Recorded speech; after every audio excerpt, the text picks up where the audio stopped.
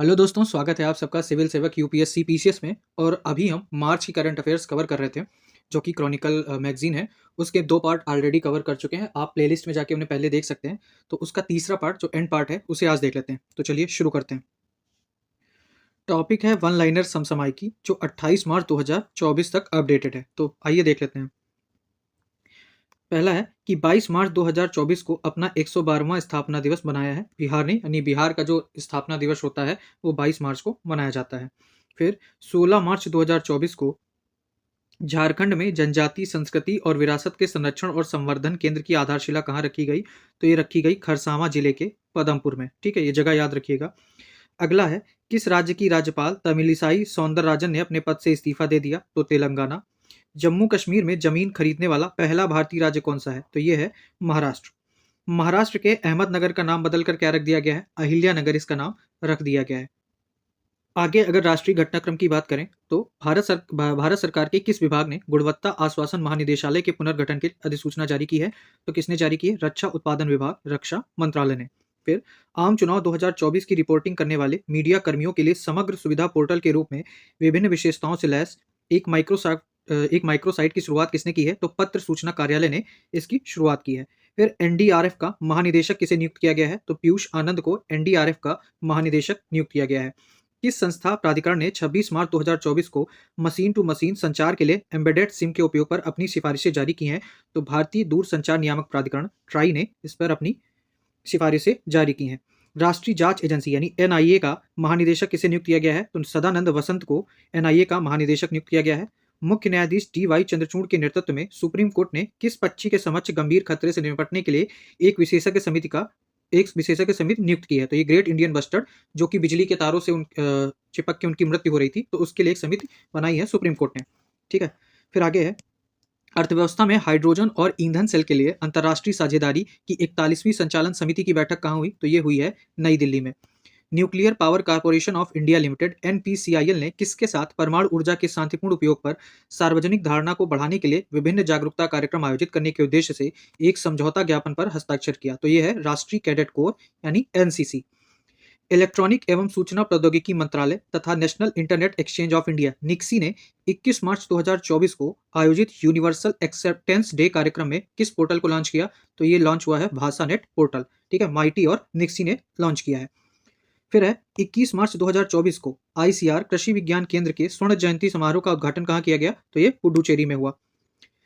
भारत के मुख्य न्यायाधीश डी वाई चंद्रचूड़ ने सर्वोच्च न्यायालय परिसर में, कहाँ है ये? सर्वोच्च न्यायालय परिसर में ही सुगम्यता हेल्प डेस्क का शुभारंभ किया गया है, और ये 21 मार्च 2024 को। ठीक है, हैती में बिगड़ती कानून व्यवस्था के मद्देनजर भारत ने हैती से अपने नागरिकों को निकालने के लिए किस ऑपरेशन को शुरू किया है? तो ये ऑपरेशन इंद्रावती है। ऑपरेशन पूछे जाए, पहले भी कई पेपर में पूछे गए हैं, तो यहाँ भी ये इंपॉर्टेंट है, ऑपरेशन इंद्रावती, हैती से भारतीयों को वापस लाने के लिए। फिर महात्मा बुद्ध और उनके शिष्यों अरहत सारिपुत्र और अरहत मौदगलायन के पवित्र अवशेष किस देश में आयोजित प्रदर्शनी के पश्चात हाल ही में भारत वापस लाए गए? तो थाईलैंड के। फिर भारतीय नौसेना ने प्रौद्योगिकी विकास, नवनिवेशी समाधान और संयुक्त अनुसंधान विकास को बढ़ावा देने के लिए किसके साथ समझौता किया है? तो भारतीय प्रौद्योगिकी संस्थान आईआईटी खड़गपुर के साथ भारतीय नौसेना ने समझौता किया है। भारतीय वायुसेना के लड़ाकू और परिवहन विमानों ने किस स्थान पर राष्ट्रीय राजमार्ग 16 पर आपातकालीन लैंडिंग सुविधा ऑपरेशन को पूरा किया? तो यह है बापटला, आंध्र प्रदेश। आगे देख लेते हैं कि रक्षा मंत्रालय ने भारतीय नौसेना के 25 डोर्नियर विमानों के मिड लाइफ अपग्रेड के लिए किसके साथ एक समझौता किया है? तो हिंदुस्तान एरोनॉटिक्स लिमिटेड यानी एचएएल के साथ रक्षा मंत्रालय ने समझौता किया है। गुजरात के भरूच में सॉफ्ट शिपयार्ड प्राइवेट लिमिटेड से 25 टी बोलार्ड पुल टग नौका बजरंग का जलावतरण कब किया गया? तो ये 14 मार्च 2024। अब ये याद रखिएगा, बजरंग क्या है? ये बोलार्ड पुल टग नौका है। ठीक है, फिर कृषि प्राधिकरण ने देश भर की लगभग 100 जेलों को ईट राइट कैंपस के रूप में प्रमाणित किया है। तो ये काम करता है फसाई यानी भारतीय खाद्य सुरक्षा एवं मानक प्राधिकरण। प्रधानमंत्री नरेंद्र मोदी ने डेट भी याद रखिएगा, कभी कभी पूछ लेते हैं, 13 मार्च 2024 को अनुसूचित जातियों, पिछड़े वर्गों और स्वच्छता श्रमिकों के लिए किस राष्ट्रीय पोर्टल की शुरुआत की? तो ये पोर्टल था पीएम सूरज, जिसका फुल फॉर्म है प्रधानमंत्री सामाजिक उत्थान एवं रोजगार आधारित जन कल्याण। ठीक है, आगे देख लेते हैं, किस विश्वविद्यालय ने 12 मार्च 2024 को भारत की राष्ट्रपति श्रीमती द्रौपदी मुर्मू को डॉक्टर ऑफ सिविल लॉ की मानद उपाधि से सम्मानित किया? तो ये मॉरिशस विश्वविद्यालय ने उन्हें उपाधि प्रदान की। 12 मार्च 2024 को सेना के तीनों अंगों का संयुक्त अभ्यास भारत शक्ति कहाँ आयोजित किया गया? तो ये राजस्थान के पोखरण में आयोजित हुआ। 12 मार्च 2024 को दूसरी 25T बोलार्ड पुलटग नौका बाहुबली, पहली थी बजरंग, दूसरी है बाहुबली, ठीक है, और चौथी है युवान के निर्माण कार्य का शुभारंभ कहाँ किया गया है? तो यह Titagarh rail system limited, Kolkata में। फिर ग्रामीण विकास मंत्रालय ने भू स्थानिक प्रौद्योगिकी और कृत्रिम बुद्धिमत्ता यानी एआई के अनुप्रयोगों के लिए किस संस्था के साथ एक समझौता ज्ञापन पर हस्ताक्षर किया है? तो आईआईटी दिल्ली के साथ ग्रामीण विकास मंत्रालय ने एक एमओयू साइन किया है। फिर नई दिल्ली में स्थित नेशनल मीडिया सेंटर में किस पोर्टल का शुभारंभ किया गया? तो यह है कॉमन फेलोशिप पोर्टल का शुभारंभ किया गया है। फिर आर्थिकी देख लेते हैं। तो किस कंपनी को कैंसर के इलाज के लिए टेस्टुजोमैब डेरक्सटेकन लियोफिलिज्ड पाउडर की बिक्री और वितरण हेतु आयात करने के लिए केंद्रीय औसत मानक नियंत्रण संगठन यानी सीडीएससीओ से मंजूरी मिल गई है? तो ये एस्ट्राजेनेका फार्मा इंडिया को इसकी अनुमति मिल गई है। अब अगर ये पूछ लें ट्रेस्टुजेजुमैब डेरक्सटेकन लियोफिलिज्ड पाउडर ये क्या है? तो ये कैंसर के इलाज में यूज किया जाता है, ठीक है। अगला है एयरलाइन अकासा एयर ने हाल ही में किन दो शहरों के बीच पहली उड़ान रवाना करने के साथ ही अपना अंतर्राष्ट्रीय परिचालन शुरू किया है? तो मुंबई से दोहा इनका पहला अंतर्राष्ट्रीय परिचालन है। फिर भारतीय प्रतिस्पर्धा आयोग सीसीआई ने अडानी पावर लिमिटेड द्वारा किस कंपनी के 100% अधिग्रहण को मंजूरी दी है? तो यह है लैंको अमरकंटक पावर लिमिटेड। सार्वजनिक क्षेत्र की कौन सी बीमा कंपनी विश्व स्तर पर सबसे मजबूत बीमा ब्रांड 2024 के तौर पर उभरी है? तो यह है भारतीय जीवन बीमा निगम एलआईसी। किस बैंक ने नेशनल कॉमन मोबिलिटी कार्ड सक्षम रुपए स्मार्ट कुंजी श्रृंखला फ्लैश पे लॉन्च करने की घोषणा की है? तो यह है फेडरल बैंक। अगला देख लेते हैं कि भारतीय डेयरी ब्रांड अमूल किस देश में अपने उत्पाद का पहला अंतर्राष्ट्रीय परिचालन शुरू करेगा? तो यह है संयुक्त राज्य अमेरिका। किस बैंक ने 19 मार्च 2024 को नकारात्मक ब्याज दरों की नीति को समाप्त कर दिया और 17 वर्षों में पहली बार इसमें बढ़ोतरी की घोषणा की है? तो यह है बैंक ऑफ जापान। किसानों को नई तकनीक प्रदान करने तथा प्राकृतिक खेती को बढ़ावा देने के लिए भारतीय कृषि अनुसंधान परिषद ने कृषि रसायन कंपनी जो कौन सी कृषि रसायन कंपनी है उसके साथ समझौता किया है? तो यह है धानुका एग्रीटेक लिमिटेड। फिर अगला देख लेते हैं यहाँ पे कि हाल ही में किस कंपनी ने मिनी रत्न श्रेणी 1 से केंद्रीय सार्वजनिक क्षेत्र के उद्यम सीपीएसई का दर्जा प्राप्त किया है? तो कंपनी है grid controller of India limited. इसने मिनी रत्न श्रेणी से केंद्रीय सार्वजनिक क्षेत्र के उद्यम का दर्जा प्राप्त कर लिया है। अगला है हाल ही में किस बोर्ड ने पेप्ट्रिस टेक्नोलॉजी प्राइवेट लिमिटेड और foundation for neglected disease research Bengaluru के साथ एक समझौता किया? तो यह है प्रौद्योगिकी विकास बोर्ड टीडीबी। किस मंत्रालय ने पशुधन क्षेत्र में भारत फाइनेंशियल इंक्लूजन लिमिटेड के साथ समझौता पर हस्ताक्षर किया है? तो यह ग्रामीण विकास मंत्रालय। और अभी ग्रामीण विकास मंत्रालय ने भू स्थानिक प्रौद्योगिकी के लिए आईआईटी दिल्ली के साथ भी समझौता किया था, वो भी हमने देखा है। अगला है गुजरात में स्थित Gujarat international finance tech city gift city में एक अंतर्राष्ट्रीय फिनटेक संस्थान स्थापित करने के लिए कौन सा बैंक भारत सरकार को $23 मिलियन का ऋण प्रदान करेगा? तो यह है एशियाई विकास बैंक, एशियन डेवलपमेंट बैंक या एडीबी, है ना। आगे देख लेते हैं। आगे है भारी उद्योग मंत्रालय ने ऑटोमेटिव और इलेक्ट्रिक वाहन यानी ईवी सेक्टर में नवोन्मेष को बढ़ावा देने के लिए किस संस्था के साथ एक समझौता हस्ताक्षर किया है? तो ये आईआईटी रुड़की के साथ, ठीक है, ये समझौता भारी उद्योग मंत्रालय ने किया है। प्रधानमंत्री नरेंद्र मोदी ने पेट्रोनेट एलएनजी के पेट्रोकेमिकल्स कॉम्प्लेक्स की आधारशिला कहाँ रखी है? तो ये गुजरात के दहेज में पेट्रोकेमिकल कॉम्प्लेक्स की आधारशिला रखी गई है। अगली है कि केंद्रीय नागर विमान अभी फिलहाल इनको यही मिला है, तो किस एक क्षेत्रीय एयरलाइन सेवा का उद्घाटन किया है? तो ये क्षेत्रीय एयरलाइन सेवा है फ्लाई 91। फिर अंतर्राष्ट्रीय घटनाक्रम देख लेते हैं, one liner. Bharat Mozambique Tanzania त्रिपक्षीय अभ्यास का आयोजन कहाँ किया गया? तो ये किया गया मोजाम्बिक के नाकाला में, तो ये जगह भी याद रखिएगा। और अभ्यास अब IMT ट्रिलेट भारत मोजाम्बिक और तंजानिया है इसमें। फिर हाल ही में किस यूरोपीय देश द्वारा यह घोषणा की गई है कि वह रूस पर अपनी निर्भरता को कम करने के लिए एक पुनः संसाधित यूरेनियम को समृद्ध करने के लिए एक संयंत्र के निर्माण पर विचार कर रहा है? तो यह है फ्रांस, यूरोपीय देश, है ना। फिर ब्रिटिश सरकार ने ओपनहाइमर फिल्म निर्माता क्रिस्टोफर नोलन को उनकी फिल्म सेवाओं के लिए कौन सी उपाधि दी है? तो उन्हें नाइटहुड की उपाधि प्रदान की गई है ब्रिटिश सरकार द्वारा। सेनेगल की संवैधानिक परिषद ने किसे देश का नया राष्ट्रपति निर्वाचित घोषित किया है? यह है बसिरो दियोमाए फे। फिर अगला है दूसरी G20 रोजगार कार्य समूह EWG की बैठक कहाँ आयोजित की गई है? तो ये की गई है ब्राजील की राजधानी ब्राजीलिया में, दूसरी G20 रोजगार कार्य समूह। अगला है प्रधानमंत्री नरेंद्र मोदी को किस देश के सर्वोच्च नागरिक सम्मान order of the true Gyalpo से सम्मानित किया गया है? तो भूटान ने अभी इस अवार्ड से प्रधानमंत्री नरेंद्र मोदी को सम्मानित किया है। अंतर्राष्ट्रीय दूरसंचार संघ ने किस देश को अपने डिजिटल इनोवेशन बोर्ड का सह अध्यक्ष चुना है? तो भारत को इनोवेशन बोर्ड का सह अध्यक्ष चुना गया है अंतर्राष्ट्रीय दूरसंचार संघ द्वारा। 19 मार्च 2024 को SCO स्टार्टअप फोरम के चौथे संस्करण का आयोजन कहाँ किया गया? नई दिल्ली में। लोकतंत्र के लिए तीसरे शिखर सम्मेलन का आयोजन कहाँ किया गया है? दक्षिण कोरिया के सियोल में। ठीक है, फिर आगे देख लेते हैं। आगे है कि हाल ही में किसे रूस में भारत का नया राजदूत नियुक्त किया गया है। तो ये विनय कुमार हैं जो रूस में भारत के नए राजदूत बने हैं। भारत मालदीव उच्च स्तरीय कोर समूह की तीसरी बैठक कहाँ आयोजित की गई? तो मालदीव की राजधानी माले में। अब ये क्वेश्चन इंपॉर्टेंट है कि किस अफ्रीकी देश ने अमेरिका के साथ अपना सैन्य समझौता तत्काल प्रभाव से निलंबित कर दिया? तो ये है नाइजर। ठीक है, आगे देख लेते हैं कि दिल्ली के इनोवेटर उदय भाटिया और हरियाणा की एक मानसिक स्वास्थ्य प्रचारक मानसी गुप्ता को किस पुरस्कार से सम्मानित किया गया है? तो डायना स्मृति पुरस्कार। ये पुरस्कार याद रखिएगा, और किसे मिला है? दिल्ली के इनोवेटर उदय भाटिया को और हरियाणा की मानसी गुप्ता को। फिर आइसलैंड के किस प्रायद्वीप में ज्वालामुखी विस्फोट के बाद दक्षिण आइसलैंड में आपात स्थिति की घोषणा कर दी गई है? तो ये है रेजेंस प्रायद्वीप। ये कहाँ है? आइसलैंड का ये प्रायद्वीप है। फिलिस्तीन के नए प्रधानमंत्री कौन है? मोहम्मद मुस्तफा। अगला है केंद्रीय मंत्रिमंडल ने खाद्य सुरक्षा, ऊर्जा दक्षता एवं ऊर्जा संरक्षण उपायों के क्षेत्र में सहयोग बढ़ाने पर भारत के किस देश के साथ समझौता ज्ञापन पर हस्ताक्षर को मंजूरी दी है? तो यह है भूटान।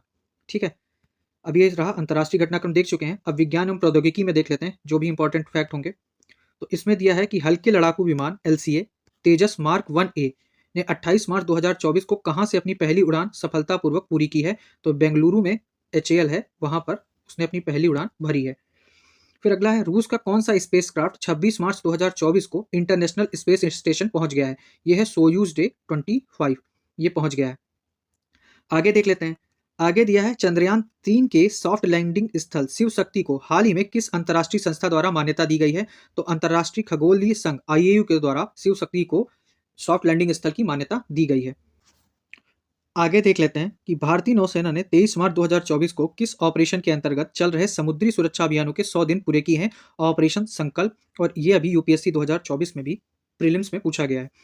स्वदेशी दवा निर्माता company Bharat biotech international limited ने टीबी के किस टीके का वयस्कों पर चिकित्सकीय परीक्षण शुरू कर दिया है? तो यह है MTB वैक। इसको हमने ऑलरेडी कवर कर रखा है अपने दूसरे वीडियो में। फिर अगला है इसरो ने कर्नाटक में चित्रदुर्ग परीक्षण रेंज पर अपने रीयूजेबल लॉन्च व्हीकल। तो ये पुष्पक क्या है पहले तो याद रखिएगा, ये रीयूजेबल लॉन्च व्हीकल है। इसकी सफलतापूर्वक लैंडिंग की है 22 मार्च 2024 को। फिर 20 मार्च 2024 को युद्धक टैंक के लिए पहले स्वदेश निर्मित इंजन का सफल परीक्षण कहाँ किया गया? तो ये मैसूर में इसका परीक्षण हुआ। फिर पर्यावरण से संबंधित फैक्ट देख लेते हैं। तो हाल ही में जारी खाद्य अपशिष्ट सूचकांक रिपोर्ट 2024 के अनुसार वर्ष 2022 में लगभग 1.05 बिलियन टन खाद्य अपशिष्ट उत्पन्न हुआ। यह रिपोर्ट किसके द्वारा जारी की जाती है? तो यूनेप यह रिपोर्ट जारी करता है। वैश्विक जलवायु की स्थिति 2023 नामक रिपोर्ट कौन जारी किया है अभी? तो ये किया है विश्व मौसम विज्ञान संगठन ने इस रिपोर्ट को प्रकाशित किया है। अगला है वैज्ञानिकों द्वारा सिकाडा कीट की एक नई प्रजाति बटरफ्लाई सिकाडा की खोज कहाँ की गई है? तो ये मेघालय में इसकी खोज की गई है। आगे है रिपोर्ट और सूचकांक देख लेते हैं। ये है कि मानव विकास संस्थान और अंतर्राष्ट्रीय श्रम संगठन इन्होंने जारी की है भारत रोजगार रिपोर्ट 2024। मानव विकास संस्थान और अंतर्राष्ट्रीय श्रम संगठन, इनके अनुसार भारत में काम की तलाश में लगे हुए कुल बेरोजगारों में कितने प्रतिशत युवा हैं? तो 83% यूथ हैं। ठीक, आगे है 20 मार्च 2024 को 143 देशों के वैश्विक प्रसन्नता सूचकांक में भारत किस स्थान पर है? तो भारत का स्थान था 126। हाल ही में मुनाफा और गरीबी जबरन श्रम का अर्थशास्त्र ये रिपोर्ट प्रकाशित हुई है और इसे प्रकाशित किया है अंतर्राष्ट्रीय श्रम संगठन ILO द्वारा। स्विस संगठन IQ एयर की रिपोर्ट के अनुसार विश्व का सबसे अधिक प्रदूषित शहर कौन बन गया है? तो यह है बेगूसराय, बिहार। अभी संयुक्त राष्ट्र द्वारा जारी नवीनतम मानव विकास सूचकांक में भारत की रैंकिंग 2022 में एक स्थान सुधरकर 193 देशों में किस स्थान पर पहुंच गई है? तो ये 134 नंबर पर है भारत मानव विकास सूचकांक में। फिर योजना और कार्यक्रम देख लेते हैं। तो यह है कि केंद्रीय संचार मंत्री अश्विनी वैष्णव ने 2.56 लाख ग्रामीण डाक सेवकों के लिए किस पहल का शुभारंभ किया है? तो यह है वित्तीय उन्नयन योजना। ये बेसिकली ग्रामीण डाक सेवकों के लिए योजना शुरू की गई है। फिर आगे है भारतीय खाद्य संरक्षा एवं मानक प्राधिकरण यानी फसाई की केंद्रीय सलाहकार समिति ने एंटी माइक्रोबियल प्रतिरोध AMR पर प्राधिकरण की कार्य योजना का अनावरण कहाँ किया है? तो ये तमिलनाडु के कोयम्बटूर में किया है। दूरसंचार विभाग की संगम डिजिटल ट्विन पहल के लिए तीसरा और अंतिम आउटरीच कार्यक्रम कहाँ शुरू हुआ है? तो ये हैदराबाद में। पर ये याद रखिएगा जो संगम डिजिटल ट्विन पहल है ये दूरसंचार विभाग का है। ठीक, फिर खेल देख लेते हैं। तो फुटबॉलर लैरी लॉयड का निधन हो गया। ये किस देश से संबंधित है लैरी लॉयड? ये इंग्लैंड से संबंधित थे। बॉक्सिंग सब जूनियर नेशनल चैंपियनशिप का टाइटल किसने जीता है? ये हरियाणा ने जीता है। किस भारतीय टेबल टेनिस खिलाड़ी ने 21 मार्च 2024 को WTT feeder Beirut 2024 table tennis tournament में पुरुष एकल का खिताब जीता है? तो ये है जी साथियान। आगे देख लेते हैं कि भारतीय ओलंपिक संघ ने आगामी पेरिस ओलंपिक में भारतीय ध्वजवाहक के रूप में किस टेनिस खिलाड़ी के नाम की घोषणा की है? तो ये है अंचिता शरत कमल। ये है, ये जब पेरिस ओलंपिक होगा उसमें भारतीय ध्वजवाहक के रूप में इनकी घोषणा की गई है, अंचिता शरत कमल, और ये टेनिस खिलाड़ी है अचंता शरत कमल। ठीक है। फिर किस भारतीय खिलाड़ी को बिलियर्ड्स हॉल ऑफ फेम में शामिल किया गया है? तो ये है पंकज आडवाणी को बिलियर्ड्स हॉल ऑफ फेम में शामिल किया गया है। निर्वाचन आयोग ने किस दिव्यांग तीरंदाज को राष्ट्रीय दिव्यांग आइकन घोषित किया? तो ये है शीतल देवी, इन्हें घोषित किया गया है। आगे है, मुंबई ने किसे 169 रन से हराकर 42वीं बार रणजी ट्रॉफी खिताब जीता? तो विदर्भ को हराया, और रणजी ट्रॉफी जो 42वां रणजी ट्रॉफी अभी हुआ है वो जीता है मुंबई ने। तो ये कुल टोटल घटनाक्रम था। तो चलिए योजना से शुरू करते हैं, और योजना में टॉपिक था भारत में लोकप्रिय संगीत। तो लोकप्रिय संगीत एवं शास्त्रीय संगीत में अंतर क्या है? तो लोकप्रिय संगीत में नियम शास्त्रीय संगीत से कम कठोर है, बस इतना ही अंतर है। नाटकों में गाया जाने वाला भारतीय शास्त्रीय संगीत का एक लोकप्रिय रूप किस नाम से जाना जाता है? तो इसे बोलते हैं नाट्य संगीत। कौन सा लोकप्रिय प्रकार का सुगम संगीत है? भाव संगीत। ये चीज़ें मैंने सिर्फ कर दी हैं, हालांकि ये पूछी जानी है तो नहीं, कुछ चीज़ें हैं उन्हें बस देख लेते हैं, है ना। फिर है, कबीर किस शताब्दी के प्रमुख संत थे? तो ये 15वीं शताब्दी के प्रमुख संत थे कबीर। कौन सा एक लोकप्रिय प्रकार का सुगम शास्त्रीय संगीत है जो टेक्स्ट संतों द्वारा लिखे गए हैं और जिनमें अक्सर एक कालातीत संदेश होता है? तो ये बेसिकली इसको अभंग बोलते हैं। तो ये याद रखिएगा, कई टेस्ट सीरीज वगैरह में और कहीं कहीं पूछा गया है। तो अभंग क्या होता है? जो संतों द्वारा टेक्स्ट लिखा जाता है। और अभंग किनके द्वारा लिखे गए हैं? ये संतों द्वारा। तो फिलहाल इसमें कुछ नहीं था, अब आगे देख लेते हैं। आगे है, बुद्धिमत्ता से लेकर कृत्रिम बुद्धिमत्ता तक, ये सारी चीज़ें उसमें दी हुई हैं। तो कुछ जो फैक्ट मिलेंगे वो देख लेते हैं। आगे है कि प्रारंभिक मानव ने अपनी बुद्धि से किन महत्वपूर्ण कलाओं का विकास किया? तो ये पत्थर, हाथी दांत से बनी कलाकृतियाँ, मिट्टी के बर्तन, धातु कर्म, कपड़ा, मनका, तो ये सारी चीज़ों का उन्होंने निर्माण किया है। भारतीय उपमहाद्वीप में पत्थर के औजार कितने वर्षों से मौजूद हैं? ये 2 मिलियन से अधिक वर्षों से भारत में मौजूद हैं। भारत में पहला शहरीकरण कब हुआ? तो ये 2600 और 1900 ईसा पूर्व के बीच में, जो हम सिंधु सभ्यता देखते हैं। प्रथम शहरीकरण का महत्वपूर्ण उदाहरण है हड़प्पा सभ्यता। हड़प्पा निवासियों व ने कांस्य का उत्पादन किनके मिश्रण से प्रारंभ किया? तो टिन को तांबे के साथ जब मिलाया तो इन्हें कांसा का पता चला। तो टिन को जब तांबे के साथ मिलाया तो कांस्य का पता चलता है। फिर लास्ट वैक्स, ये तकनीक किस प्रकार की तकनीक है? मूर्ति निर्माण जब हमें करना होता है तो ये लास्ट वैक्स तकनीक का प्रयोग किया जाता है। तो ये मूर्ति निर्माण से संबंधित है। आगे देख लेते हैं कि हड़प्पा के लोगों ने मजबूत दीवार निर्माण के लिए क्या किया? इन्होंने अनुपातिक ईंटों का उपयोग किया। अब पहला शहरीकरण हड़प्पा में हुआ, तो दूसरा कहाँ हुआ? दूसरा शहरीकरण हुआ है गंगा घाटी में। दिल्ली लौह स्तंभ जो 1500 वर्ष पुराना है तथा वजन इसका 6 टन है, में लोहे के साथ किसका प्रयोग किया गया है? इसका प्रयोग किया गया है फास्फोरस का। दिल्ली का लौह स्तंभ अपने किन गुणों के लिए प्रसिद्ध है? ये जंग प्रतिरोधी गुणों के लिए फेमस है। जंग प्रतिरोधी तकनीक का उपयोग भारत के किस मंदिर में किया गया है? तो ये उड़ीसा का जगन्नाथपुरी मंदिर है, वहां पर जंग प्रतिरोधी तकनीक का प्रयोग किया गया है। आगे देख लेते हैं। आगे है, 3D तकनीक की 3D तकनीक को मूर्तिकला की डिजिटल छाप भी कहा जा सकता है, जो किस टेक्नोलॉजी पर आधारित है? ये है प्रोजेक्शन टेक्नोलॉजी। फिर किसी विशाल मूर्ति या ठोस मूर्ति के सटीक आकार को बनाने में किस प्रौद्योगिकी का उपयोग किया जाता है? तो यह लेजर मैपिंग का प्रयोग किया जाता है। आगे देख लेते हैं। आगे है, उपचार एवं अभिव्यक्ति का सशक्त माध्यम कला। तो वह कौन सा आनुवांशिक विकार है जो असामान्य कोशिका विभाजन के कारण गुणसूत्र 21 से अतिरिक्त आनुवांशिक सामग्री की वजह से होता है? तो यह है डाउन सिंड्रोम। उस व्यक्ति को क्या कहते हैं जो अंगों के संचालन में कुशलता या क्षमता वाला है? उसको बोलते हैं न्यूरोटिपिकल। और अलग तरह से सोचने वाले, अनुभव करने और व्यवहार करने वाला व्यक्ति क्या कहलाता है? Neuro divergent. ठीक है, तो ये दोनों टर्म याद रखिएगा, न्यूरोटोपिकल और न्यूरो डाइवर्जेंट। आगे है राष्ट्रीय संग्रहालय। तो राष्ट्रीय संग्रहालय कहाँ है? ये नई दिल्ली में है राष्ट्रीय संग्रहालय। National gallery of modern art कहाँ है? तो ये भी नई दिल्ली में है, और ये स्थापना कब हुई थी इसकी? 1954 में। फिर दिया है कि सालार जंग संग्रहालय कहाँ स्थित है? तो सालार जंग संग्रहालय है हैदराबाद में, और हैदराबाद मूसी नदी के किनारे स्थित है।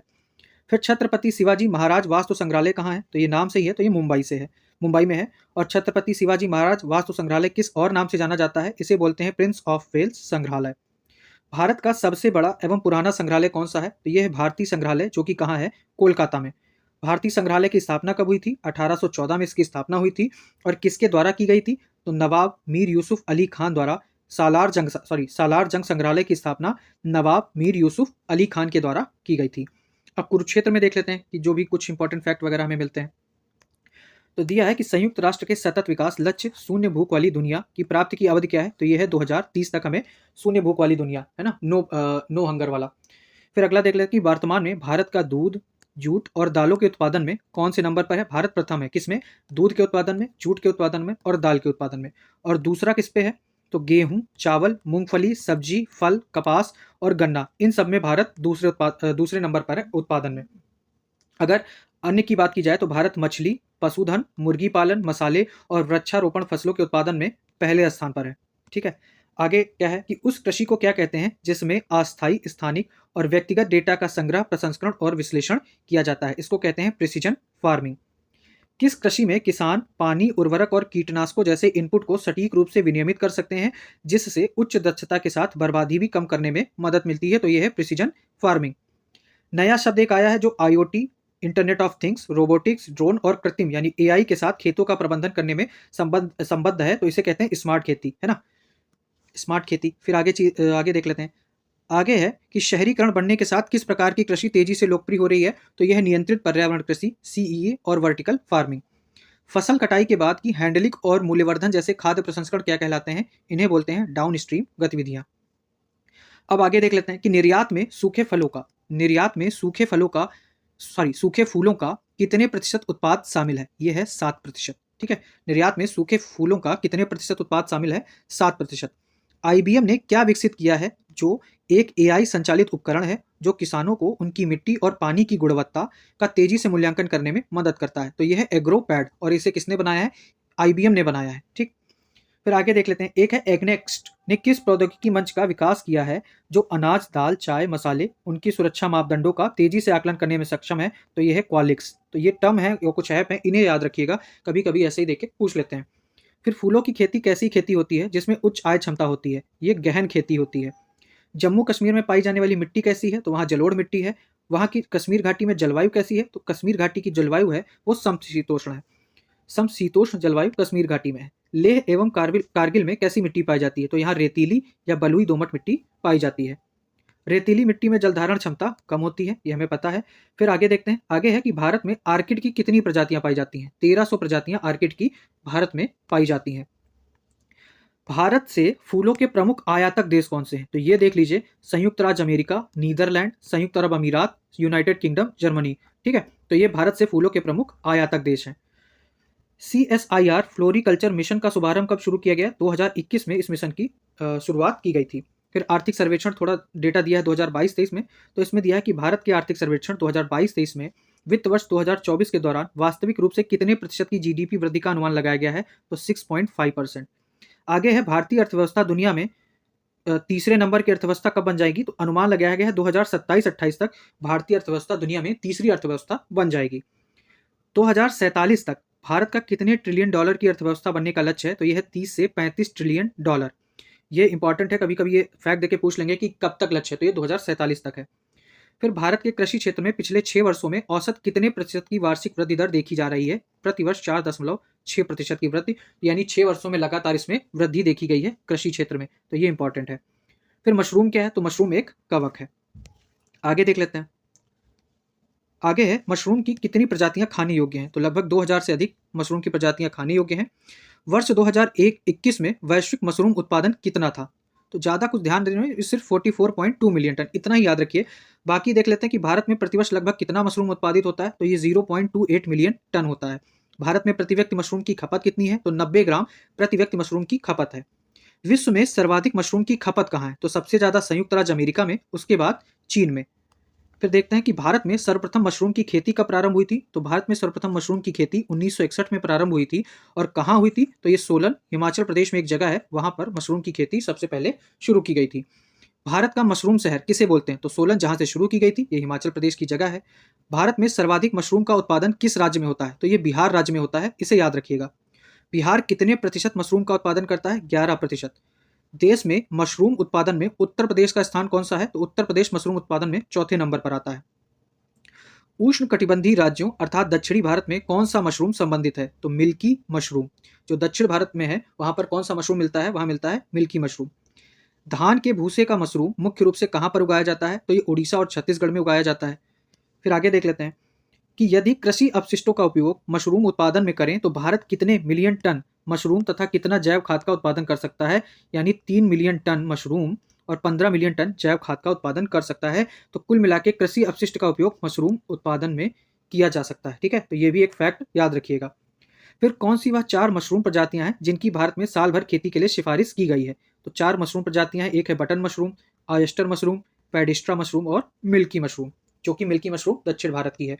फिर मशरूम की कृषि कितने अवधि की है? तो 1 से 3 महीने में ये इसका कृषि का टाइम है। आगे देखते हैं कि कृषि अवसंरचना निधि एक मध्यम दीर्घकालिक ऋण वित्त पोषण योजना है, जो कब प्रारंभ हुई थी? 2020 में इसकी शुरुआत की गई थी। सबसे मूल्यवान औषधीय मशरूम किस प्रजाति की है? तो ये मैनोडोमी एक प्रजाति है, उसके सबसे मूल्यवान औषधीय मशरूम होते हैं। मशरूम प्रोटीन, विटामिन, खनिजों से भरपूर होते हैं। इसमें वसा और चीनी कम होती है, जिसके कारण इन्हें सुपर फूड की संज्ञा दी जाती है।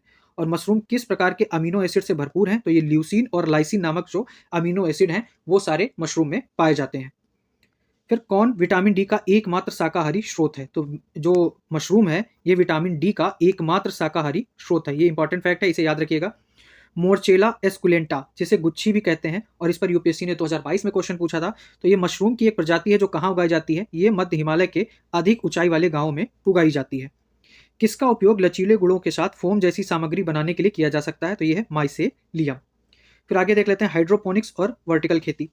तो खनिज उर्वरकों के घोल का उपयोग करके मिट्टी के बिना पानी में पौधों को उगाने की तकनीक को क्या कहते हैं? इसको बोलते हैं हाइड्रोपोनिक्स। हाइड्रोपोनिक्स एक ग्रीक शब्द है जिसका मतलब क्या है कि बिना मिट्टी के सिर्फ पानी से खेती करना। और इस खेती का सर्वप्रथम कौन से देश ने अपनाया था? तो इस खेती को सबसे पहले इजराइल ने अपनाया था। हाइड्रोपोनिक्स बागवानी में उपयोग किया जाने वाला सबसे लोकप्रिय ग्रोइंग मीडियम क्या है? तो ये रॉकवूल जो है वो सबसे ग्रोइंग मीडियम है हाइड्रोपोनिक्स खेती में। फिर वर्मी क्यूलाइट क्या है जो सड़ता नहीं है और इसमें फफूंदी का विकास भी नहीं होता? तो ये हाइड्रेटेड लैमिनार एल्युमिनियम लौह मैग्नीशियम सिलिकेट खनिज होता है वर्मी क्यूलाइट, जो सड़ता भी नहीं है और इसमें फफूंदी का विकास भी नहीं होता। फिर आगे देख लेते हैं कि हाइड्रोपोनिक्स का एक प्रकार कौन है जिसे जलीय कृषि भी कहते हैं? तो इसको एक्वापोनिक्स भी कहा जाता है। जलीय कृषि को एक्वापोनिक्स भी कहते हैं। एक्वापोनिक्स प्रक्रिया में 3 जैविक घटक कौन कौन से हैं? इसमें है मछलियां होती हैं, पौधे और बैक्टीरिया। तो ये याद रखने योग्य चीज है ना। फिर आगे देख लेते हैं कि एक्वापोनिक्स में पौधों एवं मछलियों के बीच में कैसा संबंध पाया जाता है? तो सहजीविता का संबंध पौधों एवं मछलियों के बीच पाया जाता है एक्वापोनिक्स में। फिर आगे जैविक खेती से इंपॉर्टेंट कुछ फैक्ट दिए हुए हैं, उन्हें देख लेते हैं। यह है कि राष्ट्रीय जैविक उत्पादन कार्यक्रम एनपीओपी कब शुरू किया गया था? तो 2001 में ये प्रोग्राम शुरू किया गया था। एनपीओपी को भारत सरकार के वाणिज्य और उद्योग मंत्रालय के तहत कौन कार्यान्वित करता है? तो ये अपीडा करता है। और ये एक और फैक्ट यहाँ से क्लियर हो जाता है कि अपीडा जो है वो वाणिज्य और उद्योग मंत्रालय के अंतर्गत आता है। फिर एक एनपीओपी अधिनियम आया था, विदेश व्यापार, इसे 2004 में आया था। और इस अधिनियम के अनुसार किसी भी जैविक उत्पाद का भारत से तब तक निर्यात नहीं किया जा सकता जब तक इसे एनपीओपी प्रमाणित ना कर दे। ठीक है, तो जब तक एनपीओपी प्रमाणित नहीं करेगी तब तक किसी भी जैविक उत्पाद का निर्यात नहीं किया जा सकता है। फिर देश में जैविक खेती को बढ़ावा देने के लिए 2004 में किसे नोडल संगठन की तरह स्थापित किया गया? तो जैविक खेती केंद्र खोले गए थे ताकि जैविक खेती को बढ़ावा दिया जा सके। फिर एक ये है कि जैविक खेती केंद्र का नाम बदलकर 2022 में क्या रख दिया गया है? इसका रख दिया गया है राष्ट्रीय जैविक एवं प्राकृतिक खेती केंद्र NCONF, इसका नाम चेंज हो गया है। अब इसमें 5 क्षेत्रीय केंद्र हैं। फिर जैविक खेती के तहत कुल क्षेत्रफल के मामले, अगर क्षेत्रफल की बात की जाएगी तो भारत का दुनिया में कौन सा स्थान है? तो कुल जैविक खेती के कुल क्षेत्रफल के मामले में भारत दुनिया में 6ठे नंबर पर आता है। ठीक है। फिर छत्तीसगढ़ जैविक खेती के तहत देश के कुल क्षेत्र का कितने प्रतिशत योगदान देता है? तो लगभग 32% योगदान छत्तीसगढ़ का है। देश के प्रथम 3 राज्य कौन है जहां क्षेत्र के प्रतिशत के आधार पर जैविक खेती सर्वाधिक है? तो ये 3 राज्य हैं छत्तीसगढ़, मध्य प्रदेश और महाराष्ट्र। पहले छत्तीसगढ़, फिर मध्य प्रदेश और महाराष्ट्र। 2016 में पूरे विश्व में पूरी तरह से जैविक खेती करने वाला पहला राज्य कौन था? ये था सिक्किम। दुनिया में सर्वाधिक जैविक किसान कहाँ हैं? तो भारत में सर्वाधिक जैविक किसान हैं। लेकिन अगर कुल क्षेत्रफल के मामले में भारत की बात की जाए जैविक कृषि में, तो भारत दुनिया में 6ठे नंबर पर है। एक डेटा के अनुसार दुनिया के प्रमाणित जैविक उत्पादकों में कितने प्रतिशत भारत में है? तो 43% जो है वो जैविक उत्पादक भारत में है। कौन राज्य जैविक उत्पादों का एकल सबसे बड़ा उत्पादक है? ठीक है, तो ये इसमें बहुत इंपॉर्टेंट फैक्ट में हमें देखने को मिल रहे हैं। तो ये है कि कौन राज्य जैविक उत्पादों का एकल सबसे बड़ा उत्पादक है? तो मध्य प्रदेश राज्य जो है वो सबसे बड़ा उत्पादक है एकल। मध्य प्रदेश जैविक उत्पादकों के एकल योगदान में देश का कितना प्रतिशत योगदान करता है? तो 28% ये योगदान करता है। फिर अगला है राष्ट्रीय सतत कृषि मिशन किस वर्ष से क्रियाशील है? तो 2014-15 में यह मिशन शुरू किया गया था, राष्ट्रीय सतत कृषि मिशन। आगे देख लेते हैं। आगे है कि जल उपयोग दक्षता बढ़ाने। अब राष्ट्रीय सतत कृषि मिशन किस लिए शुरू किया गया था? तो जल उपयोग दक्षता बढ़ाने, जैविक पोषक तत्व प्रबंधन बढ़ावा देने और जलवायु अनुकूल कृषि पद्धतियों को अपनाने पर केंद्रित है राष्ट्रीय सतत कृषि मिशन। फिर परंपरागत कृषि विकास योजना कब शुरू की गई थी? तो ये अप्रैल 2015 में इसकी शुरुआत की गई थी। आगे है मानव कल्याण के लिए केंद्रीय शर्त क्या है? पोषण। तो ठीक है, देख लेते हैं आगे क्या दिया हुआ है कि वैश्विक दूध उत्पादन में भारत का योगदान कितना प्रतिशत है? तो वैश्विक दुग्ध उत्पादन में भारत का योगदान है 24.64%। दुनिया में सबसे बड़ा डेयरी उद्योग कहाँ है? तो ये भी भारत में ही स्थित है। फिर डेयरी क्षेत्र राष्ट्रीय अर्थव्यवस्था में कितने प्रतिशत योगदान देता है? 5%। अगर डेयरी क्षेत्र का मान लीजिए आंसर राइटिंग आ जाता है तो वहां पर आप ये सारे फैक्ट लिख सकते हैं। डेयरी उद्योग कितने किसानों को सीधे रोजगार देता है? तो ये 8 करोड़ से अधिक किसानों को सीधा रोजगार देता है। कुल कृषि क्षेत्र जीवीए में कितना योगदान दे रहा है? तो ये 6.72% जो है जीवीए में कृषि क्षेत्र योगदान दे रहा है। भारत मछली उत्पादन में किस स्थान पर है? तो भारत मछली उत्पादन में तीसरे नंबर पर है। विश्व में दूसरा सबसे बड़ा जल कृषि उत्पादक देश कौन सा है? भारत। ठीक है, मछली उत्पादन में भारत तीसरे नंबर पर है और दूसरा सबसे बड़ा जल कृषि उत्पादक देश कौन सा है? ये भारत है। मछली एवं मत्स्य पालन उत्पादों का चौथा सबसे बड़ा निर्यातक है, यह है भारत। ठीक है, फिर आगे ऑपरेशन फ्लड, इसे श्वेत क्रांति के नाम से जाना जाता है और इसके जनक थे डॉक्टर वर्गीज कुरियन।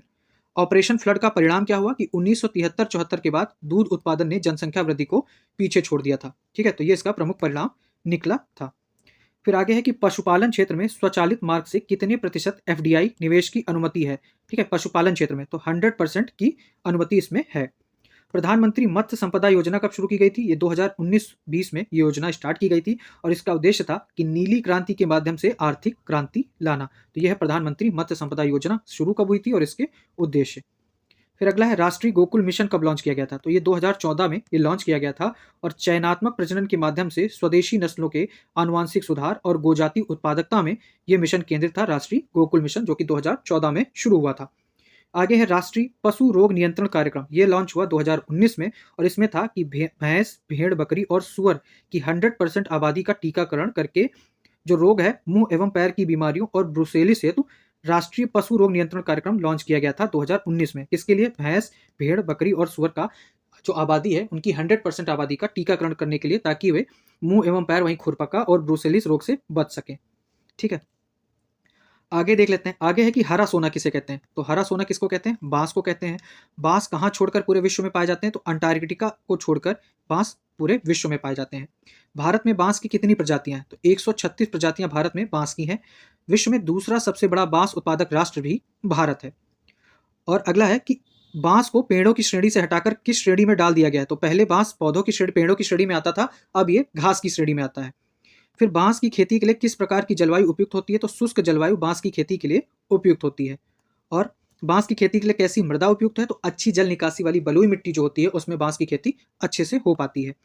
बांस दूसरे पौधों की तुलना में कितने प्रतिशत अधिक कार्बन डाइऑक्साइड अवशोषित करता है? तो 33% यानी 33% अधिक ये कार्बन डाइऑक्साइड अवशोषित करता है। बांस दूसरे पौधों की तुलना में कितने प्रतिशत ऑक्सीजन प्रदान करता है? तो ये 35% अधिक ऑक्सीजन प्रोवाइड करता है। फिर आगे टॉपिक है मधुमक्खी पालन, इसे देख लेते हैं कि अर्थराइटिस एवं रूमेटिक दर्द के लिए विभिन्न दवाएं बनाने में किसका प्रयोग किया जाता है? तो ये होता है मॉनविश का। मॉनविश का प्रयोग कर उपचार करने की विधि क्या कहलाती है? एपीथेरेपी। एपीकल्चर ये भी मधुमक्खी पालन से संबंधित है ना। फिर कौन सा पदार्थ जो रेजिन है उसका प्रयोग गोंद के रूप में होता है? तो ये प्रोपोलिस है, इसका प्रयोग रेजिन है और ये गोंद के रूप में इसका उपयोग किया जाता है। विश्व मधुमक्खी दिवस कब मनाते हैं? तो विश्व मधुमक्खी दिवस मनाया जाता है 20 मई को। मधुमक्खी की औसत आयु कितनी होती है? इसकी औसत आयु होती है 45 डेज। और रानी मधुमक्खी एक होती है उसी की प्रजाति, तो रानी मधुमक्खी की आयु लगभग 5 साल तक की हो सकती है। किस प्रजाति की रानी मधुमक्खी को अंडे देने की क्षमता बहुत अधिक होती है? तो किस प्रजाति की जो रानी मधुमक्खी है ये मेलिफेरा प्रजाति की रानी मधुमक्खी होती है जिसकी अंडे देने की क्षमता बहुत अधिक होती है। फिर आगे देख लेते हैं कि शहद में मुख्य रूप से क्या पाया जाता है? तो यहाँ फ्रैक्टोज सबसे ज़्यादा शहद में पाया जाता है। हमारे ग्रह की पहली इंजीनियर कौन होती है? तो मधुमक्खी हमारे घर की पहली इंजीनियर होती है। केंद्रीय मधुमक्खी अनुसंधान संस्थान कहाँ है? तो ये पूना में स्थित है।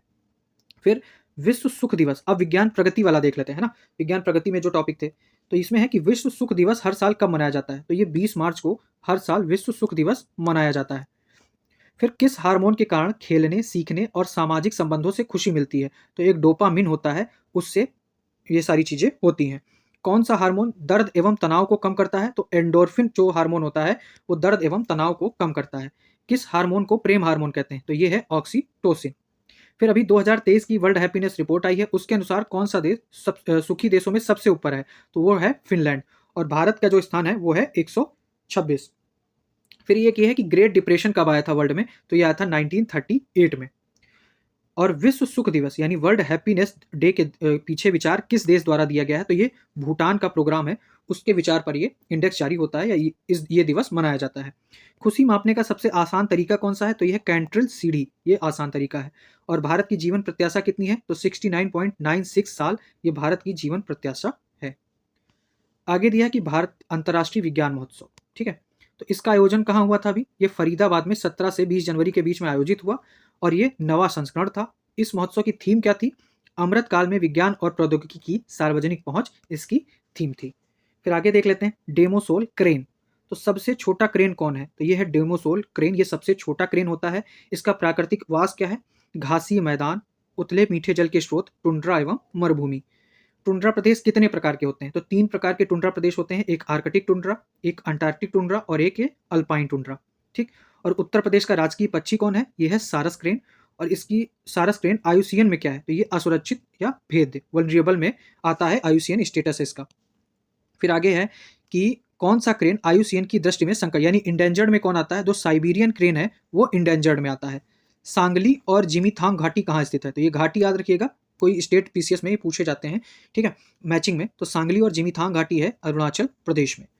हिमालय जैव संपदा प्रौद्योगिकी संस्थान कहाँ है? ये कांगड़ा पालमपुर में है। इसकी स्थापना कब की गई थी? 1938 में इसकी स्थापना हुई थी। अरोमा मिशन 2016 किसके द्वारा लॉन्च किया गया था? तो सीएसआईआर के द्वारा अरोमा मिशन लॉन्च किया गया था 2016 में। अगला है टॉपिक वाइब्रेंट विलेज। तो वाइब्रेंट विलेज योजना की अवधि क्या थी? तो ये 2022-23 से 2025-26 के बीच में ये प्रोग्राम शुरू किया गया था। वाइब्रेंट विलेज का तात्पर्य क्या है? यह है जीवंत गांव, और इसका लक्ष्य है कि उत्तर में सीमावर्ती गांवों को विकसित करने और सीमावर्ती गांव के निवासियों के जीवन को बेहतर बनाना, ठीक है, इसका लक्ष्य याद रखिएगा। और कौन कौन से राज्य शामिल हैं? तो इसमें हिमाचल प्रदेश शामिल है, उत्तराखंड शामिल है, अरुणाचल शामिल है, सिक्किम और लद्दाख। इसमें जम्मू कश्मीर शामिल नहीं है, ठीक है। हिमाचल, उत्तराखंड, अरुणाचल, सिक्किम और लद्दाख।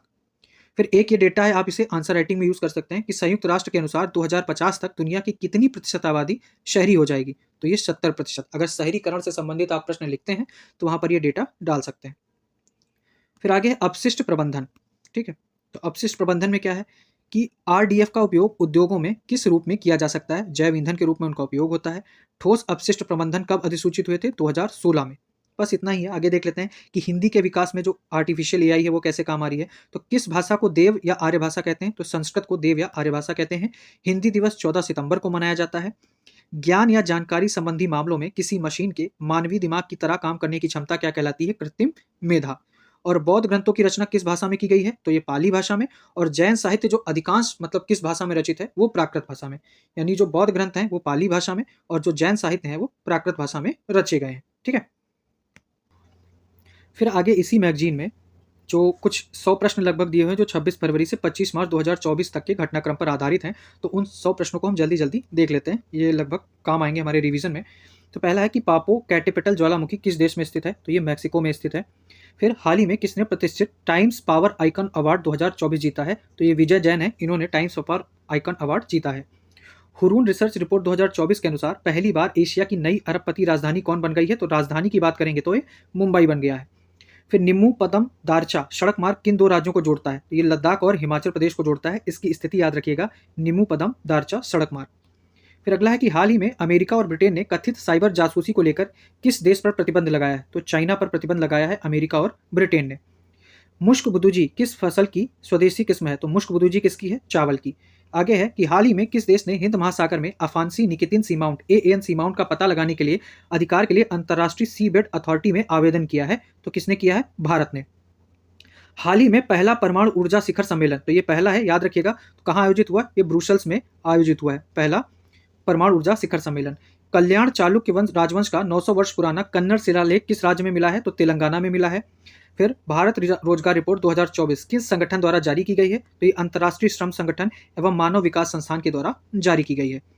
आगे देखते हैं कि हाल ही में प्रधानमंत्री नरेंद्र मोदी ने अहोम सेनापति लाचित बोरफुकन की 125 फीट ऊंची 125 फुट ऊंची प्रतिमा का अनावरण कहाँ किया है? असम के जोरहाट जिले में किया है। फिर केंद्रीय जांच ब्यूरो यानी सीबीआई ने अंतर्राष्ट्रीय अपराध से निपटने के लिए सहयोग बढ़ाने हेतु किसके साथ हस्ताक्षर किए हैं? तो यूरोपोल के साथ सीबीआई ने हस्ताक्षर किया है। मेलबर्न में आयोजित ऑस्ट्रेलियाई grand prix formula F1 race किसने जीती है? तो ये कार्लोस सैंच ने जीती है ऑस्ट्रेलियाई grand prix formula race. Europa cup 2024 sailing नौकायन प्रतियोगिता हाल ही में किस देश में आयोजित की गई है? तो ये स्पेन में आयोजित की गई है, यूरोपा कप 2024।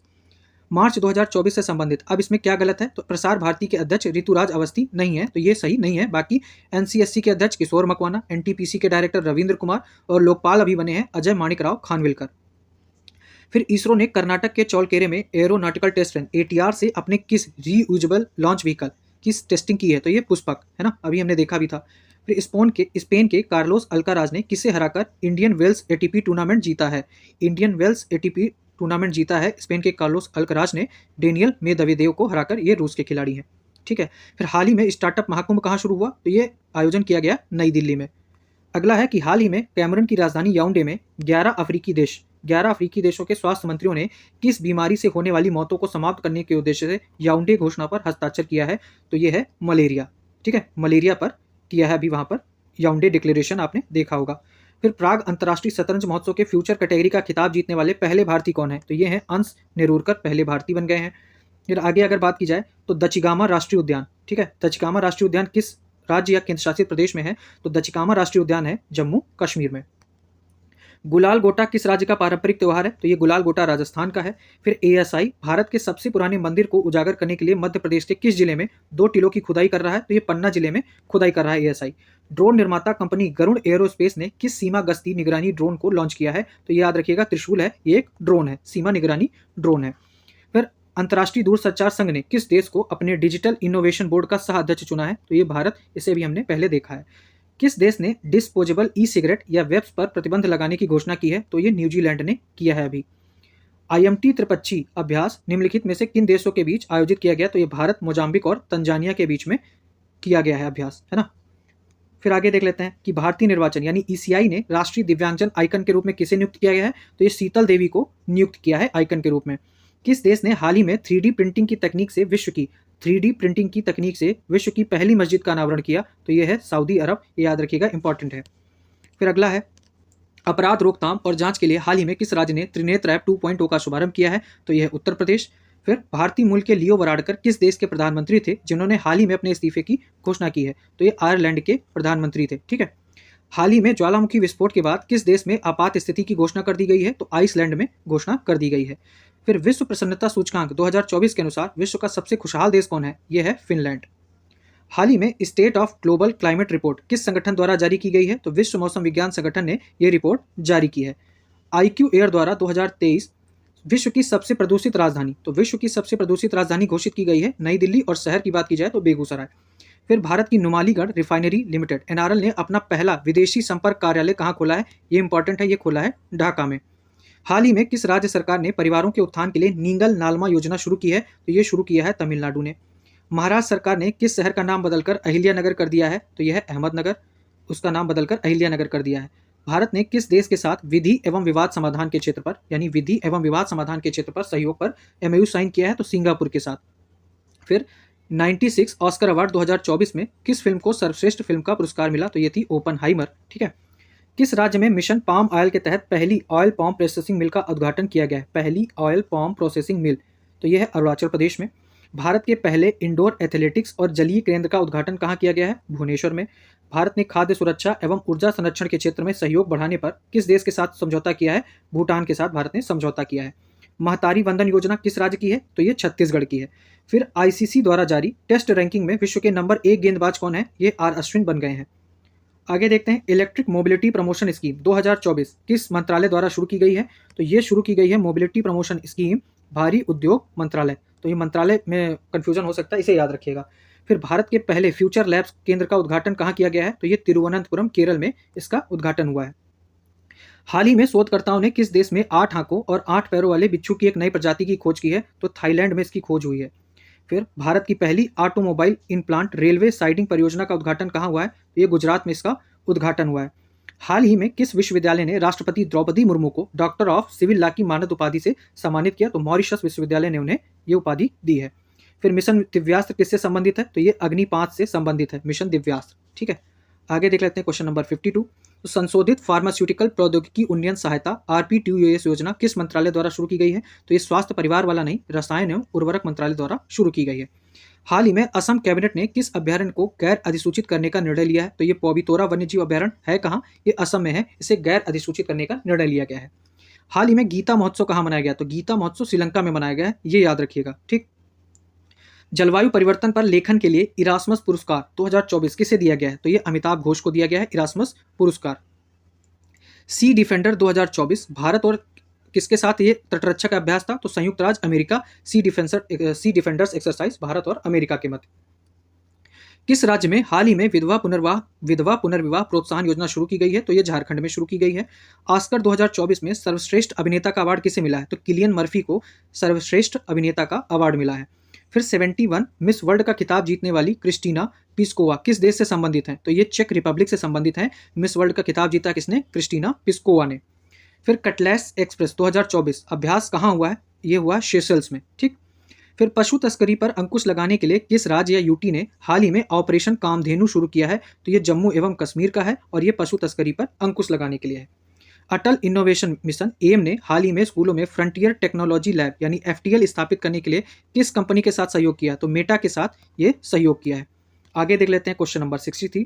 तो भारत के किस राज्य में विश्व की सबसे लंबी ट्विन लेन टनल का उद्घाटन किया गया है? तो ये अरुणाचल प्रदेश में ये विश्व की सबसे लंबी ट्विन लेन टनल है। फिर NLC India green energy limited ने हाल ही में सौर ऊर्जा परियोजना के लिए किसके साथ समझौता किया है? तो ये किया है गुजरात ऊर्जा विकास निगम लिमिटेड के साथ। हाल ही में किस राज्य सरकार ने प्रदेश में ग्रीन हाइड्रोजन पॉलिसी को मंजूरी दी है? तो यह है उत्तर प्रदेश। बिचोम हाल ही में किस राज्य का 27वां जिला बन गया है? तो बिचोम अरुणाचल प्रदेश का नया 27वां जिला बन गया है। हाल ही में कृषि एकीकृत कमान एवं नियंत्रण केंद्र का उद्घाटन कहाँ किया गया है? तो ये नई दिल्ली में किया गया है। स्कूल मृदा स्वास्थ्य कार्यक्रम किस मंत्रालय की एक पहल है? तो ये शिक्षा मंत्रालय और कृषि एवं किसान कल्याण मंत्रालय की संयुक्त पहल है। भारतीय रिजर्व बैंक ने स्थानीय मुद्राओं के उपयोग को बढ़ावा देने के लिए किसके साथ समझौता किया है? तो बैंक ऑफ इंडोनेशिया के साथ आरबीआई ने समझौता किया है। अंतर्राष्ट्रीय सौर गठबंधन का नया सदस्य भी बन गया है, तो ये पनामा बन गया है। ठीक है। आगे देख लेते हैं कि भारतीय नौसेना ने हिंद महासागर क्षेत्र में अपनी परिचालन क्षमताओं को बढ़ाने के लिए उद्देश्य से लक्षद्वीप के किस द्वीप में अपना नया बेस आईएनएस जटायु स्थापित किया है? तो ये मिनिकॉय में स्थापित किया है। ये इंपॉर्टेंट है, इसे याद रखिएगा। किस राज्य सरकार ने एआई केंद्र स्थापित करने के लिए वर्ल्ड इकोनॉमिक फोरम के साथ सहयोग किया है? तो कर्नाटक सरकार ने एआई केंद्र स्थापित करने के लिए वर्ल्ड इकोनॉमिक फोरम के साथ सहयोग किया है। गर्भपात के अधिकार को अपने संविधान में शामिल करने वाला विश्व का पहला देश, तो ये भी इंपॉर्टेंट है, यह है फ्रांस। ठीक है, इसने गर्भपात के अधिकार को अपने संविधान में शामिल किया है। राष्ट्रीय युवा संसद महोत्सव 2024 में प्रथम पुरस्कार किसने जीता है? यतिन भास्कर दुग्गल ने पहला पुरस्कार जीता है। बी साई प्रणीत जिन्होंने हाल ही में संन्यास लेने की घोषणा की, किस खेल से संबंधित हैं? तो ये बैडमिंटन से संबंधित है। रिसा किस राज्य की एक आदिवासी ये पोशाक है? ठीक है, रिसा क्या है? ये एक आदिवासी पोशाक है, इसे जीआई टैग मिला है और ये त्रिपुरा राज्य से संबंधित है। केई पनियोर ये एक 26वां जिला बना है अरुणाचल का। अभी बिचोम हमने देखा था वो 27 बना है और अब ये बना है केई पेनियोर, ये 26 था। ठीक है। फिर इंदिरा गांधी प्यारी बहना सुख सम्मान निधि योजना कहाँ शुरू की गई है? हिमाचल प्रदेश में शुरू की गई है इंदिरा गांधी प्यारी बहना। फिर फेलेटी टेओ किस देश के नए प्रधानमंत्री बने हैं? तो फेलेटी टेओ बने हैं तुवालू के, ये नए प्रधानमंत्री बन गए हैं। स्टेनलेस स्टील सेक्टर में भारत के पहले ग्रीन हाइड्रोजन प्लांट का उद्घाटन किस राज्य में किया गया? तो हरियाणा राज्य में किया गया है। किस देश ने हाल ही में RS-24 यार्स अंतर महाद्वीपीय बैलिस्टिक परमाणु मिसाइल का परीक्षण किया? तो इसमें है रूस। Question number 82। तो नवाचार को प्रोत्साहन के लिए अदिति योजना शुरू की गई है और ये किससे संबंधित है? ये है रक्षा प्रौद्योगिकी यानी डिफेंस टेक्नोलॉजी से। फिर आगे देख लेते हैं कि किस मंत्रालय को वित्त वर्ष 2023-24 में खातों में सर्वश्रेष्ठ प्रदर्शन यानी बेस्ट परफॉर्मेंस इन अकाउंट हेतु सम्मानित किया गया है? तो सूचना एवं प्रसारण मंत्रालय को यह पुरस्कार मिला है। हाल ही में चर्चा में रहा मेलानोक्लैमिस द्रौपदी निम्नलिखित में से किससे संबंधित है? तो यह हेड सील्ड समुद्री स्लग की एक नई प्रजाति है जिसका नाम रखा गया है मेलानोक्लैमिस द्रौपदी हमारे राष्ट्रपति के नाम पर।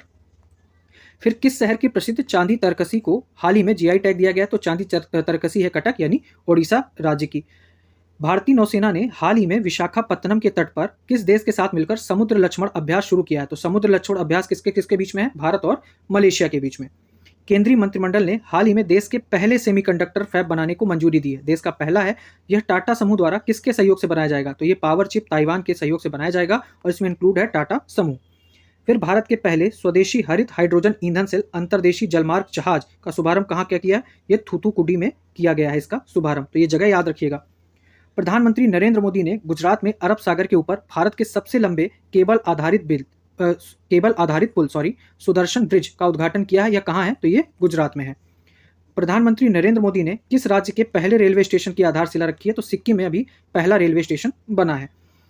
और ये 5 करोड़ आयुष्मान कार्ड जारी करने वाला पहला राज्य कौन सा बन गया है? तो ये बन गया है उत्तर प्रदेश। फिर इंटरनेशनल बिग कैट अलायंस का मुख्यालय कहाँ है? तो ये अभी भारत में स्थापित किया जाएगा। भारत में तेंदुओं की स्थिति रिपोर्ट के अनुसार देश में तेंदुआ सबसे ज़्यादा कहाँ है? तो ये मध्य प्रदेश राज्य में सबसे ज़्यादा तेंदुआ हैं। फिर विश्व की पहली वैदिक घड़ी किस शहर में स्थापित की जाएगी? तो ये उज्जैन में विश्व की पहली वैदिक घड़ी स्थापित की जाएगी। आगे है कि भारत की जन औषधि योजना में शामिल होने वाला पहला देश कौन सा है? ये पहला देश है मॉरिशस। इसे याद रखिएगा, इंपॉर्टेंट है। रिलायंस इंडस्ट्रीज और रिलायंस फाउंडेशन द्वारा हाल ही में शुरू की गई वनतारा पहल किससे संबंधित है? तो ये पशु कल्याण से संबंधित है और इसे शुरू किया है रिलायंस इंडस्ट्रीज और रिलायंस फाउंडेशन ने। वैश्विक बौद्धिक संपदा सूचकांक 2024 में भारत की रैंक क्या है? तो भारत की रैंक है 42। फिर राष्ट्रपति द्रौपदी मुर्मू ने किसे देश का नया लोकपाल नियुक्त किया है? तो ये है न्यायमूर्ति अजय माणिकराव खानविलकर। और यहाँ से एक और फैक्ट क्लियर होता है कि जो लोकपाल की नियुक्ति कौन करता है? लोकपाल की नियुक्ति करती है राष्ट्रपति। फिर चुनाव आयोग ने किस मंत्रालय के साथ मिलकर मेरा पहला वोट देश के लिए अभियान शुरू किया है? तो शिक्षा मंत्रालय के साथ मिलकर ये चुनाव आयोग ने कैंपेन शुरू किया था, मेरा पहला वोट देश के लिए। फिर लास्ट क्वेश्चन है कि स्वयं प्लस पोर्टल किसने शुरू किया है? तो ये केंद्रीय शिक्षा मंत्रालय ने पोर्टल शुरू किया है। तो कुल मिला के मार्च की मैगजीन, मतलब जो मई की मैगजीन थी जिसमें मार्च का करंट इंक्लूड था, तो उसमें इतना ही था। आप हमारे चैनल के साथ जुड़े रहिए और आगे भी करंट अफेयर्स की कई सारी वीडियोस पे अपलोड की जाएंगी। धन्यवाद।